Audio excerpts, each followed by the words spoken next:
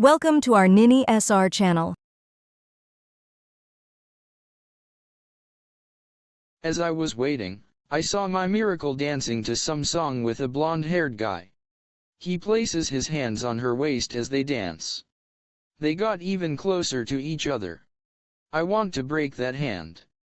But I know I can't. I have no right to do it. They keep whispering and laughing at each other.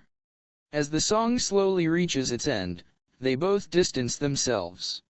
She grabbed his arm to lean in and told something to that guy. He turned around to see me. Then they walked toward me holding their hands. She leaves her hand when they reach me. She gives me a sweet smile and says that is Jack Watson from Australia. He stays in the third house. He is the one organizing this party.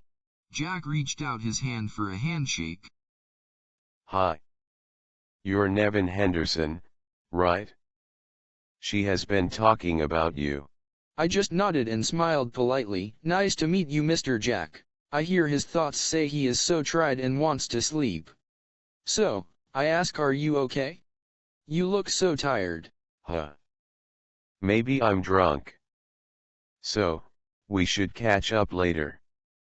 Bye, He said to me, and turned to whisper something in Loxley's ears. She chuckles and says good night to him.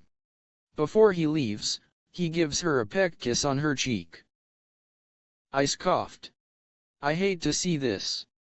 I think I should introduce others tomorrow. And are you feeling tired? Are you okay? I mean the whole travel thing, she asked, concerned.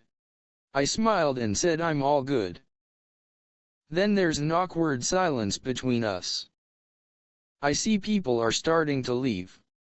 Some people call Loxley from a distance and wave their hands and say bye-bye. Even though we don't talk about anything, she just stands my side looking around. I love this silence between us.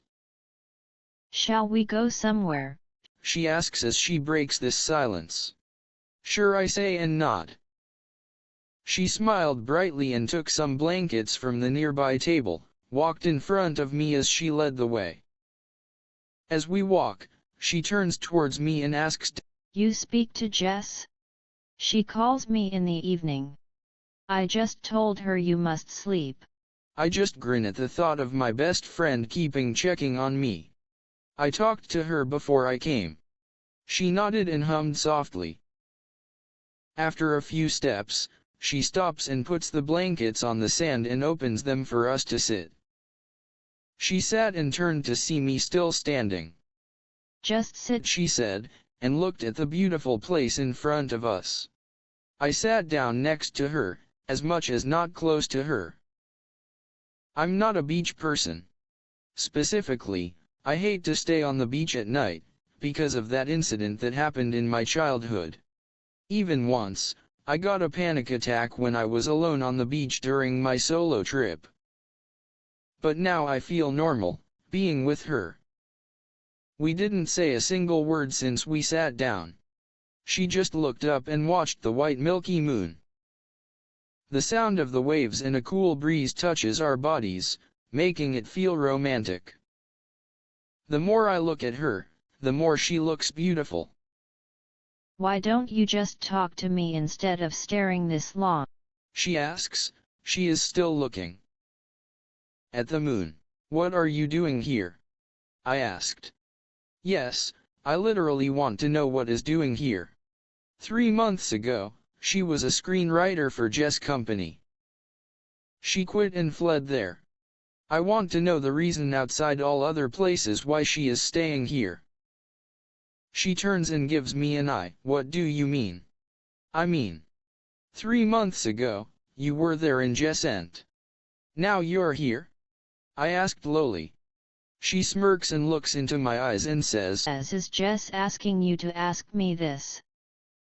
I held up my hands in defense and shook my head no. She chuckled at my action and turned away to hide her smile. I'm always like this. Once I get used to something, I leave that and stay away. And this place is one of my hideout. She says, as she looks into my eyes. So, What are you doing here? She asks with a small smirk on the corner of her lips. I don't know. I just came here to see if any miracles can happen in my life. I say genuinely. She gave me a puzzled look, then turned around. We both went back to our silent competition. I want to ask her so many things about her. But I don't want our silence to break.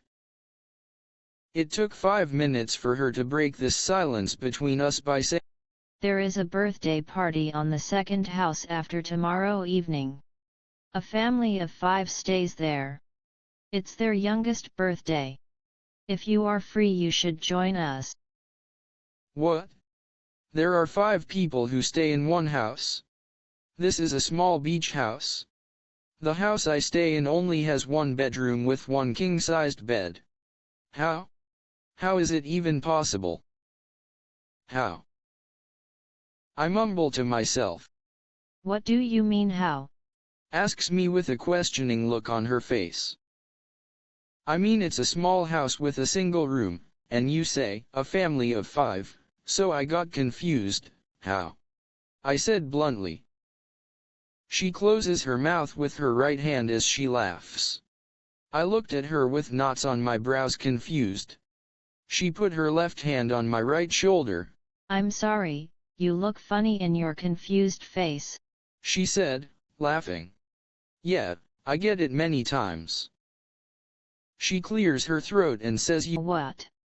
There are 8 people staying in the third house and, more shocking, there are 12 in the first house.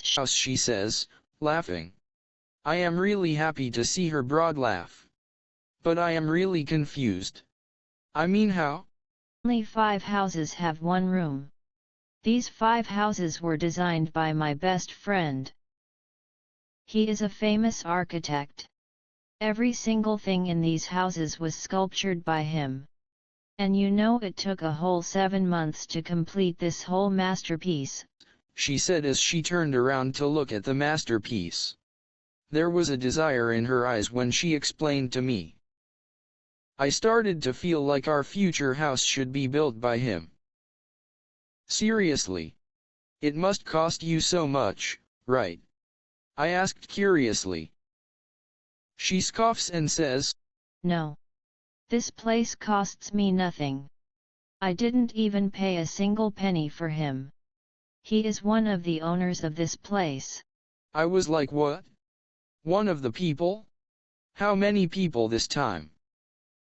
She continues, We 5 people own this place, including me. We are crazy 5. We have been friends since we were a child. When I say crazy, I say it as crazy. We always do so much crazy stuff, and this place is one of them, she said with a broad smile on her face. I feel so happy to see her broad smile. I am starting to want to know more about them.